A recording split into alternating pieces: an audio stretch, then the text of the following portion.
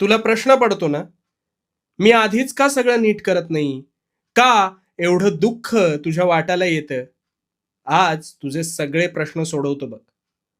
खऱ्या गोष्टींची किंमत ही परिस्थितीशी झगडूनच कळत असते. नियतीचा, या सृष्टीचा आणि माझा एक नियम कायम लक्षात ठेव. योग्य समयी सगळं योग्य होईलच, तोवर तुझी परीक्षा असते.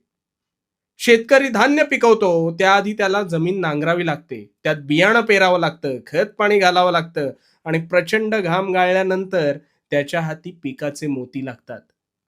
कष्टाशिवाय या सृष्टीवर कोणालाच काही मिळालं नाही आणि मिळणार पण नाही, कारण हा माझ्या नियतीचा नियम आहे.